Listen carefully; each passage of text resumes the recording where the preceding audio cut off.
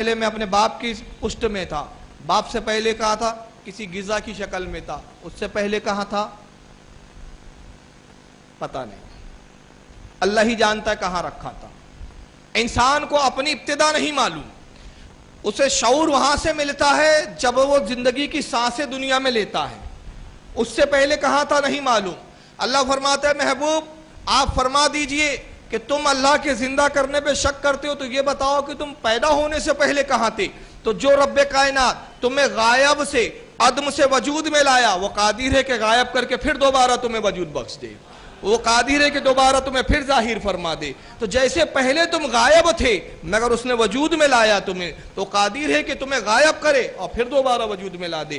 تو رب کائنات زندگی بھی عطا فرماتا ہے، موت پر بھی قادر ہے، اور موت کی قدرت کا یہ حال ہے کہ جس کے لیے وہ موت مقدر فرما دے ایک لمحہ ادھر سے ادھر نہیں کیا جا سکتا۔ اس تعلق سے قرآن عظیم نے بڑی بہترین بات بیان کی ہے۔ غزوہ احد کے موقع پر اللہ کے رسول صلی اللہ علیہ وسلم نے ارشاد فرمایا صحابہ سے اور مسلمانوں سے اور لوگوں سے کہ اللہ نے مجھے جہاد کا حکم دیا ہے، غزوہ احد کی طرف چلو، میدان احد کی طرف چلو۔ ایک منافقین کا طبقہ بھی تھا، انہوں نے کہا محمد آپ کو معلوم ہے کہ اس بار جنگ بڑی سخت ہے، مانا کہ جنگ بدر میں آپ کو فتح ہو گئی، اللہ نے آپ کو فتح دے دی، مگر اس بار مشرکان مکہ بڑی طاقت کے ساتھ میدان میں اترنے والے ہیں، وہ غزوہ بدر کا بدلہ لینے کی تیاری میں ہیں، ہتھیاروں سے لیس ہے، تعداد میں زیادہ ہے، اس بار اگر ہم گئے تو یقیناً مارے جائیں گے، قتل ہمارا زیادہ ہوگا، خون ہمارا بہے گا، نقصان ہمارا زیادہ ہوگا، اس لیے بہتر ہے کہ آپ صلح کی کوئی صورت نکالیں اور اس جنگ کو ٹال دیں۔ انہوں نے جنگ میں جانے سے آناکانی کی۔ اللہ کے نبی نے ارشاد فرمایا کہ لوگوں میں اللہ کے حکم پہ مامور ہوں، میرے اگر رب کا حکم ہے کہ جہاد پر جانا ہے تو جانا ہے، فتح اور شکست کا دینے والا پروردگار عالم ہے، میں نقصان کو نہیں دیکھتا، میں یہ نہیں دیکھتا کہ جنگ کا انجام کیا ہے، میں تو یہ دیکھتا ہوں کہ میرا رب حکم دیتا کیا ہے، میرے رب کا حکم ہے مجھے جہاد کا تو مجھے جہاد پہ جانا ہی ہوگا۔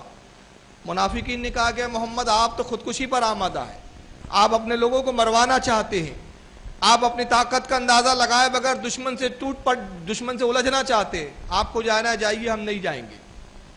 چنانچہ جو وفادار تھے صحابہ اکرام وہ انجام کی پرواہ کیے بغیر میدان احد میں اترے۔ ایک وقتی طور پر میدان احد میں شکست ہوئی، اور شکست ہونے کے بعد مسلمانوں کا بڑا نقصان ہوا، حالانکہ مسلمانوں کی جمعیت پھر ایک بار جمع ہوئی، اور جمع ہونے کے بعد اسلام کو پھر فتح ملی، مگر نقصان زیادہ ہوا، صحابہ کی ایک کثیر جماعت اس میں شہید ہوئی۔ جب یہ صحابہ اکرام زخمی حالت میں مدینہ پہنچتے ہیں تو منافقین خود دل میں خوش ہوتے ہیں، اور خوش ہونے کے بعد وہ رسول اللہ کے پاس آتے ہیں، صحابہ کے پاس آتے ہیں اور کہتے ہیں کہ دیکھیے کیا نقصان نہیں ہوا؟ اے محمد عربی صلی اللہ علیہ وسلم کیا آپ کے ساتھی زیادہ نہیں مارے گئے؟ اگر ہماری بات مان لی جاتی تو آج یہ انجام نہیں ہوتا۔ جب انہوں نے یہ بات کہی تو قرآن عظیم کی آیت کریمہ سورہ بقرہ کی نازل ہوتی ہے، اور اب تبارک و تعالیٰ نے بڑا بہترین جواب عطا فرمایا۔ ارشاد ہوتا ہے الذین قالوا لاخوانہم وقعدوا لو اطاعونا ما قتلوا، اے محبوب وہ کہتے ہیں آپ سے، وہ بیان کرتے ہیں کہ اگر ہماری بات مان لی جاتی، حالانکہ وہ خود بیٹھے رہے، جنگ کے لیے وہ گئے نہیں، اور اپنے بھائیوں سے کہتے ہیں جو جنگ پر گئے، ان سے کہتے ہیں کہ اگر ہماری بات مان لے تو اتنے سارے لوگ قتل نہ ہوتے، اتنا نقصان نہ ہوتا، اتنے لوگ مارے نہیں جاتے، ہماری بات نہیں سنی اس کی وجہ سے یہ سب نقصان ہوا ہے، اتنے لوگ مارے گئے ہیں۔ اے محبوب وہ تانا دیتے ہیں، حالانکہ خود تو بیٹھے رہتے ہیں، جہاد پر نہیں جاتے، اور اپنے بھائیوں کو تانا دیتے ہیں، تان کرتے ہیں کہ اگر ہماری بات مانی جاتی تو اتنے لوگ قتل نہ ہوتے۔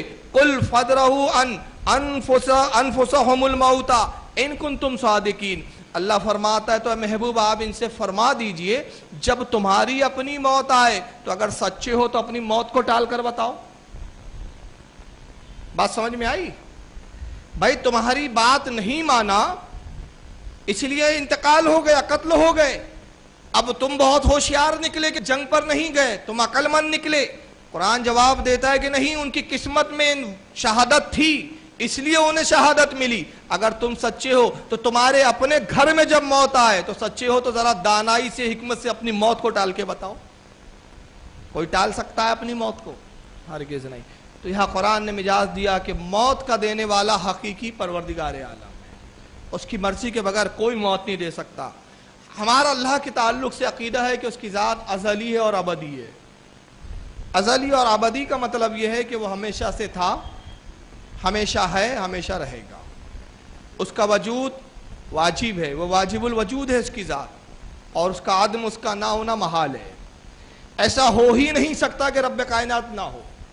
کبھی ایسا ہوا ہی نہیں کہ رب کی ذات نہ رہی ہو. وہ موجود ہے، اس کا وجود ہے، بغیر وجود کے کائنات رہی نہیں سکتی. اس کی ذات ہمیشہ سے تھی، ہمیشہ ہے، ہمیشہ رہیں گی، ہمیشہ وہ باقی رہنے والا ہے. ساری کائنات کا تنہا خالق و مالک وہی ہے. پوری کائنات کو اسی نے پیدا کیا، پوری کائنات کو اسی نے بنایا، وہی اس کا خالق ہے. پوری کائنات کا نظام وہی چلاتا ہے. ارشاد فرماتا ہے لہو ما فی السماوات و ما فی الارض، اور آسمان و زمین میں جو کچھ ہے سب اسی کا پیدا کردہ ہے، سب اسی کا ہے. کوئی اس کی مرضی کے بغیر ایک ذرہ بھی نہیں بنا سکتا. کوئی اس کی مرضی کے بغیر ایک چیز کو فنا نہیں کر سکتا. ہر چیز کو وجود اس نے بخشا، اور جب چاہیں گا وجود کو ختم فرما دیں گا. وہ ہر چاہے پر قادر ہے، وہ جو چاہتا ہے کرتا ہے. کوئی اس کی مرضی میں دخیل نہیں ہو سکتا. اگر وہ کچھ ارادہ فرمائے تو کوئی ایسی ذات نہیں کہ اس کے ارادے پر غالب آ جائے. ہمارا عقیدہ ہے کہ وہ کچھ اگر ارادہ فرمائے تو کوئی ذات نہیں کہ اس کے ارادے پر غالب آئے. اور اگر وہ کسی بندے کو کچھ نہ دینا چاہے تو کوئی کسی کو دلا نہیں سکتا. وہ قادر مطلق ہے، اور ایسا قادر مطلق کہ ارشاد فرماتا ہے ان اللہ علی کل شیء قدیر. وہ ہر چاہے پر قادر ہے، وہ جو چاہتا کرتا ہے. اس تعلق سے ایک بڑا پیارا واقعہ میری نظر سے گزرا ہے. امام جعفر صادق رضی اللہ تعالیٰ عنہ کے پاس ایک شخص آتا ہے. آنے والا شخص دہریہ ہے جو خدا کے وجود کو نہیں مانتا. دنیا میں ایسی بھی قومیں ہیں جو اللہ کے وجود کو نہیں مانتی، جنہیں دہریہ یا نیچری بھی کہتے ہیں یا کمیونسٹ بھی کہتے ہیں.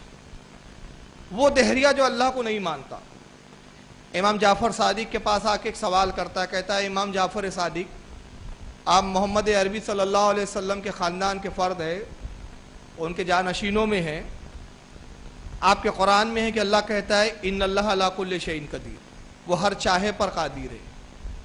کیا آپ اس کی دلیل میں کچھ سمجھا سکتے ہیں؟ آپ کیسے سمجھا سکتے ہیں کہ اللہ تعالیٰ ہر چیز پر قادر ہے؟ امام نے فرمایا کہ تو جس طرح چاہے پوچھ لے اور اطمینان کر لے. بے شک میرا رب ہر چیز پر قادر ہے. اس نے اپنے جیب سے ایک شیشی نکالی اور شیشی نکال کے کہتا ہے امام جعفر یہ شیشی دیکھ رہے ہیں آپ؟ کہا ہاں دیکھ رہا ہوں. کہا کیا اللہ قادر ہے کہ پوری کائنات کو، پورے آسمانوں کو سمیٹ کر اس شیشی میں ڈال دے؟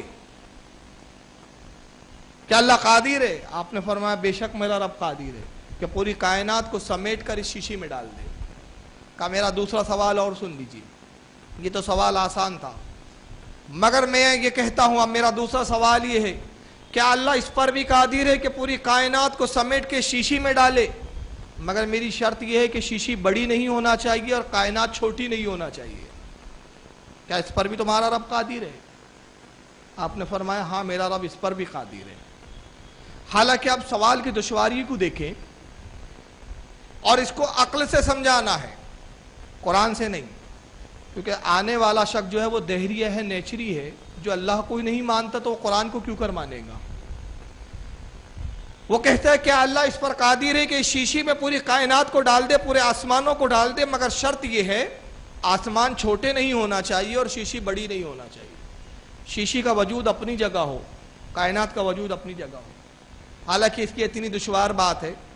اس کی مثال ایسے سمجھ لیں کہ یہ موبائل اگر میرے ہاتھ میں ہے، آپ ایک ایسے کوئی پاکٹ لا کر مجھے دے، ایک چھوٹا سا کوئی تھیلی لا کر مجھے دے جو بہت چھوٹی ہو، اب مجھ سے کہے کیا آپ یہ قدرت رکھتے ہیں، یہ طاقت رکھتے ہیں کہ اس موبائل کو اس پاکٹ میں ڈال دے؟ اور پاکٹ چھوٹا ہو تو میں کہوں گا نہیں بھائی یہ پاکٹ کے اندر یہ موبائل نہیں جا سکتا.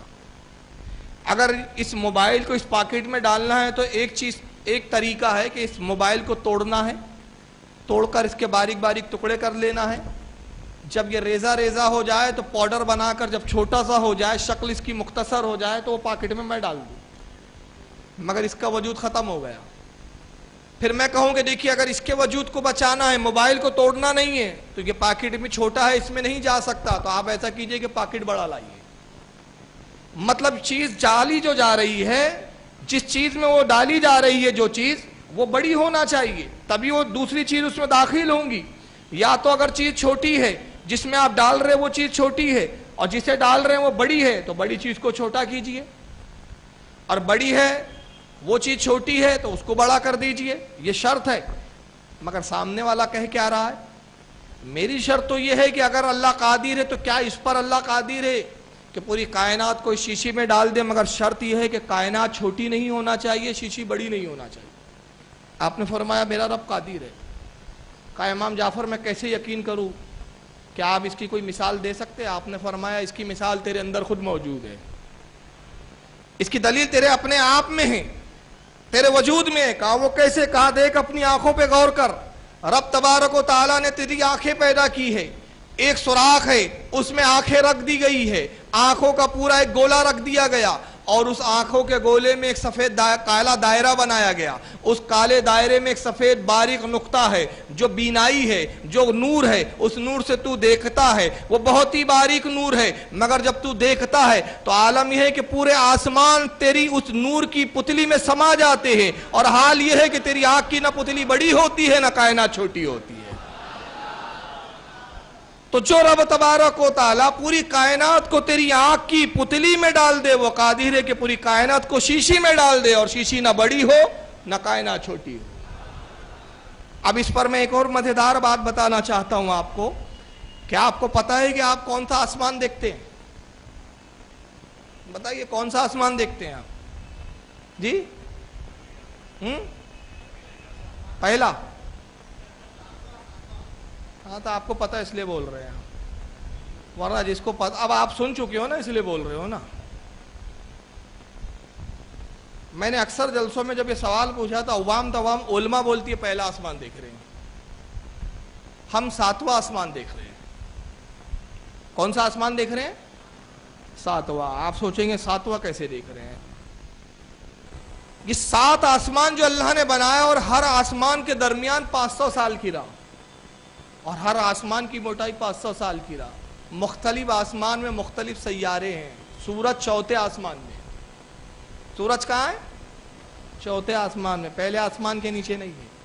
چاند پہلے آسمان کے نیچے، چوتھے آسمان سے سورج اپنی کرنیں بکھیرتا ہے، اور 3 آسمانوں کو چھیدتے ہوئے اس کی روشنی اور کرنیں زمین پر آتی ہیں۔ اگر اس کی تفصیلات آپ کو دیکھنا ہو تو امام غزالی کی مکاشفۃ القلوب دیکھ لیجئے آپ۔ امام غزالی نے 7 آسمانوں کے نام، ہر آسمان کا نام کیا ہے اور کون سے آسمان میں کون سا سیارہ ہے، اس کی تفصیلات بیان کی ہے۔ اور اگر اس سے زیادہ پختہ دلیل کی ضرورت پڑتی ہو تو حضرت عبداللہ ابن عباس کی تفسیر ابن عباس کا مطالعہ کر لیں، اس میں بھی حضرت عباس نے اس کی تفصیلات بیان کی ہے۔ ہم 7واں آسمان دیکھتے ہیں، اور اگر ان بڑی کتابوں کی طرف رجوع نہ کرنا ہو تو الملفوظ ہی کھول کر دیکھ لیں، اعلیٰ حضرت الملفوظ میں فرماتے ہیں ہم 7واں آسمان دیکھ رہے ہیں۔ تو ہم 7واں آسمان دیکھ رہے ہیں، مگر ہم 7واں آسمان کو کیسے دیکھ رہے ہیں؟ اس کی وجہ یہ ہے کہ جتنے یہ آسمان ہیں سب شفاف ہے، ٹرانسپیرنٹ ہے۔ ہماری نگاہ 6 آسمانوں کو چھیدتے ہوئے 6 آسمانوں سے پرے 7ویں آسمان تک چلی جاتی ہے، اور اس کے درمیان میں جتنے سیارے اور ستارے، وہ سب ستارے ہماری نگاہوں میں آ جاتے ہیں۔ اب امام جعفر صادق کی دلیل کی اور اہمیت کو دیکھیں آپ، کہ امام کہہ رہے ہیں کہ اللہ نے تیری جو آنکھیں پیدا کی ہے اس میں پہلا آسمان نہیں 7 آسمان سما جاتے ہیں، مگر حال یہ کہ نہ آسمان چھوٹے ہوتے ہیں نہ تیری آنکھ کی پتلی بڑی ہوتی ہے۔ تو جو رب کائنات تیری آنکھ کی پتلی میں آسمانوں کو ڈال دے، وہ قادر ہے کہ شیشی میں پوری کائنات کو بھی سمیٹ دے، تو وہ ہر چیز پر قادر ہے۔ ان اللہ علی کل شیء قدیر۔ ہمارا عقیدہ ہے کہ اللہ رب العزت عیب سے پاک ہے، اور عیب میں کیا آتا ہے؟ بہت سارے عیوب آتے ہیں، جیسے جھوٹ بولنا، ہم کہتے ہیں کہ اللہ جھوٹ بولنے سے پاک ہے۔ غیبت کرنا، اللہ غیبت کرنے سے پاک ہے۔ کسی پر ظلم کرنا، اللہ ظلم کرنے سے پاک ہے۔ اور وہ بہت ساری چیزیں جو بظاہر ہمارے لیے عیب نہیں ہے مگر اللہ کے لیے عیب ہے، جیسے سونا، زیادہ سونا عیب ہے، کم سونا عیب نہیں ہے. زیادہ سونا عیب ہے لیکن اللہ رب العزت کے لیے سونا عیب ہے، اور رب تبارک و تعالیٰ سونے سے پاک ہے، اونگنے سے پاک ہے، سونے سے پاک ہے، جھپکی لینے سے پاک ہے. آیت الکرسی میں ارشاد فرماتا ہے لا تخذہ سنۃ ولا نوم. اللہ فرماتا ہے اور نہ اس کو اونگ آتی ہے اور نہ اسے نیند آتی ہے. وہ سوتا نہیں ہے، وہ نیند نہیں لیتا، اونگتا بھی نہیں. جناب موسیٰ علیہ السلام اللہ سے عرض کرتے ہیں مالک کائنات کیا تو کبھی سوتا بھی ہے؟ حالانکہ نبی کا سوال بیہودہ نہیں ہوتا، تو یہ امت کو بتانے کے لیے سوال تھا. یہ نہیں تھا کہ معاذ اللہ حضرت موسیٰ کا ایمان نہیں تھا یا موسیٰ علیہ السلام کو معلوم نہیں تھا. آپ کو